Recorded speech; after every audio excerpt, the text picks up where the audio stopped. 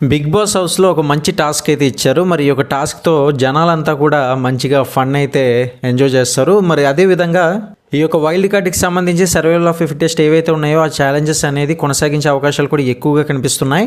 మరొకసారి ఇది కేవలం ఛాన్సెస్ మాత్రమే. అది మేబీ ఆఫ్ చేసి మిగతా 9 మెంబర్స్‌ని కూడా వైల్డ్ కార్డ్ ఎంట్రీ ఇస్తారన్న సందేహాలు కూడా ఉన్నాయి కాబట్టి వచ్చే ప్రతి ఒక్క అప్డేట్స్‌ని ఫాలో అవుతూ ఉండండి. ఇకపోతే ఈ యొక్క టాస్క్‌లో భాగంగా ఒక్కొక్కరు ఒక్కొక్క క్యారెక్టర్ని అయితే మార్చుకోవాల్సి ఉంటుందన్నమాట.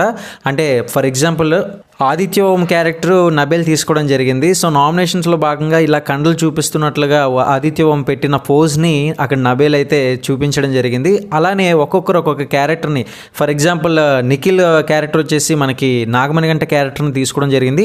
మరి ఒక్క క్యారెక్టర్ తోటే స్టిక్ అవ్వట్లేదు అనమాట. వేరు వేరు క్యారెక్టర్లు కూడా వాళ్ళు వేస్తూ మంచిగా ఫన్ అయితే జనరేట్ అవుతుంది. ఈ టాస్క్ అయితే ఎక్కువగా నాకు తెలిసినంత వరకు జనాల కోసమే, అంటే ఆడియన్స్ కోసమే మంచిగా ఎంజాయ్ చేయాలనే ఉద్దేశంతో టాస్క్ అయితే ప్లాన్ చేసినట్టు అనిపించింది.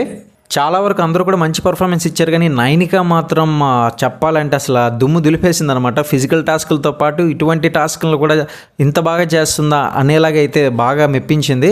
అయితే నైనిక వచ్చేసి విష్ణుప్రియని ఇమిటేట్ చేస్తూ చాలా బాగా మాట్లాడింది. సేమ్ ఇంచుమించుగా ఆ వాయిస్ కూడా సిమిలర్గా అనిపించేలాగా అయితే తను క్యారెక్టర్లో అయితే ఇన్వాల్వ్ అయ్యింది. మరి వచ్చే ప్రతి ఒక్క అప్డేట్స్ని ఫాలో అవ్వండి. ఇటువంటి మరిన్ని అప్డేట్స్ కోసం డైలీ ఫాలో అవ్వండి. లైక్ చేయడం మాత్రం మర్చిపోకండి.